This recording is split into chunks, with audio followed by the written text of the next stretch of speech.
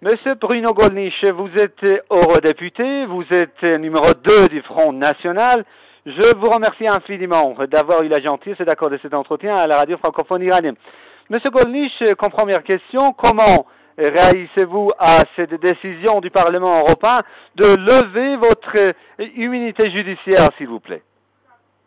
Oui, mon immunité judiciaire a été levée à propos d'un communiqué de presse qui émanait du groupe que je préside au Conseil régional Rhône-Alpes, un groupe de 18 conseillers régionaux.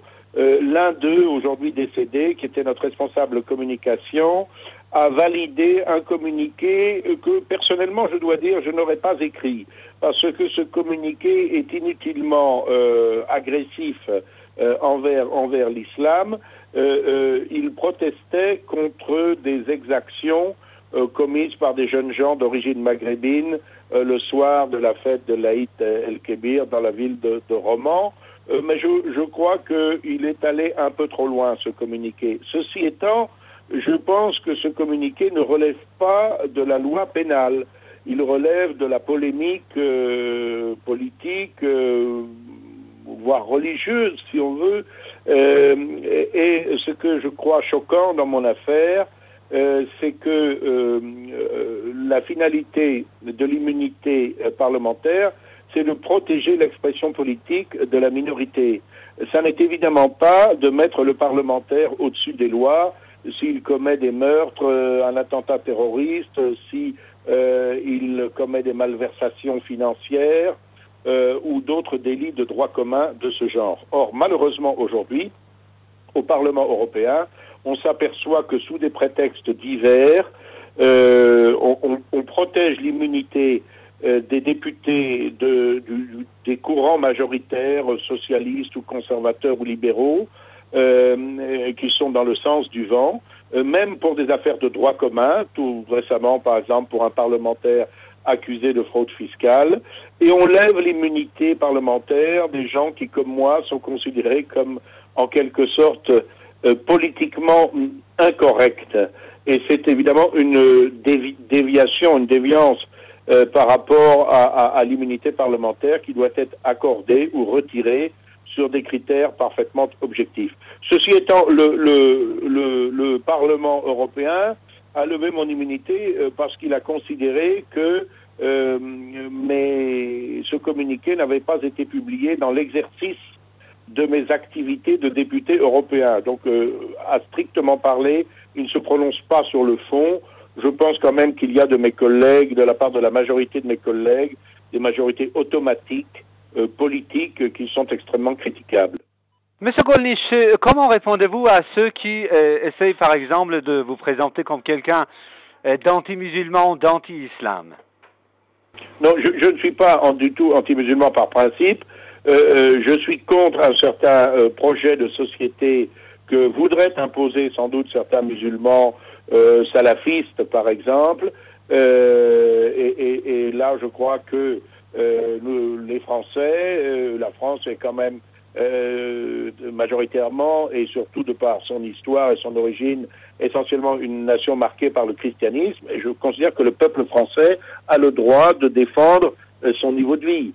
Et les musulmans qui sont arrivés plus récemment dans la communauté nationale, ou dont beaucoup ont encore le statut d'étranger, doivent s'adapter à la société française. Mais je ne suis pas, je n'ai rien contre les musulmans en tant que personne, et je suis favorable à la liberté du culte des musulmans et j'effectue entre les musulmans un certain nombre de nuances et de distinctions quant à bien sûr leur attitude et leur comportement. Voilà, c'est vrai qu'il est choquant que dans les villes comme Lyon, etc., maintenant des fêtes religieuses musulmanes comme l'Aïd, par exemple, soient souvent marquées par des incidents. Ce sont par des jeunes gens qui, à mon avis, ont dévoyé leur religion et qui en font simplement un élément de cohésion et d'appartenance d'un certain nombre de bandes ou de groupes qui se retrouvent pour fêter cela avec quelques méfaits.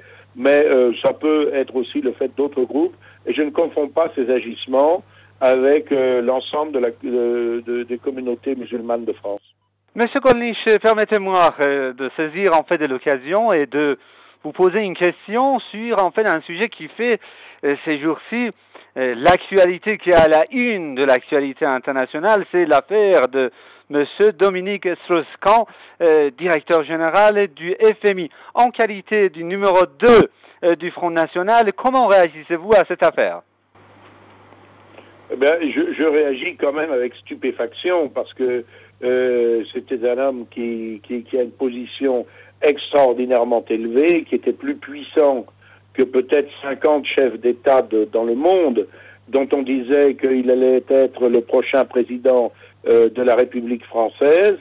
Et quand j'ai eu cette nouvelle pour la première fois sur Internet, j'ai pensé que c'était une plaisanterie. Et puis quand la nouvelle s'est confirmée, j'ai pensé que peut-être il avait été l'objet d'une machination, d'une provocation. Mais il semble que les charges qui pèsent contre lui sont extrêmement sérieuses. Et d'autre part, il semble aussi qu'il ait eu des comportements indécents à l'égard d'autres femmes. Et cela semble être le cas, n'est-ce pas, très révélateur d'un homme pour lequel la puissance politique, financière était telle que tout devait céder devant ses désirs. Je crois que c'est assez typique du comportement très arrogant de ce que nous appelons la gauche caviar, c'est-à-dire des gens qui sont théoriquement à gauche, mais qui ont des comportements, je ne dirais même pas de grands bourgeois, parce que les grands bourgeois ne se comportaient pas comme cela, mais des comportements extraordinairement arrogants. Et ça, c'est évidemment un tremblement de terre politique que cette affaire de M. Strauss-Kahn. Une dernière question. Ce tremblement politique va renforcer le Front National au sein de la société française? Oui, je le pense, encore que pour nous, M. Strauss-Kahn aurait été un excellent adversaire.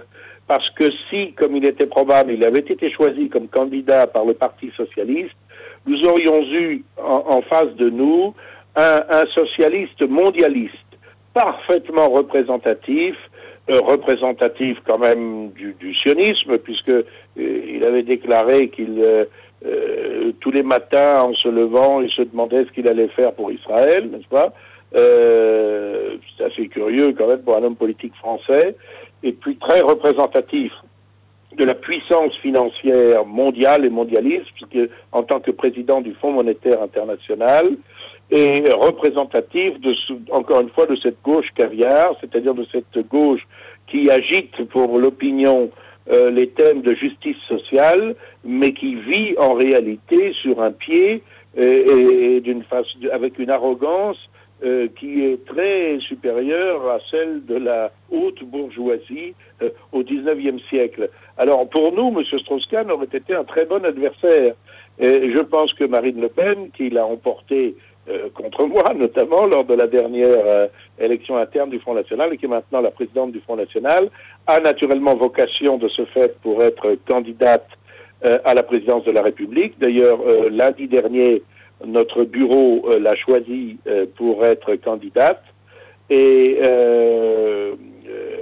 elle aurait pu affronter M. Strauss-Kahn, mais je crois qu'elle affrontera aussi, je l'espère, avec succès, d'autres candidats socialistes, et elle a des chances assez sérieuses de figurer au deuxième tour de l'élection présidentielle, et qui sait peut-être de l'emporter, parce que je crois que l'affaire Strauss-Kahn, venant après beaucoup d'autres, elle discrédite la classe politique française et les élites françaises de gauche, celles de droite ayant déjà été discréditées par leurs échecs, par ces échecs. Donc je crois que ça nous laisse beaucoup de possibilités ouvertes.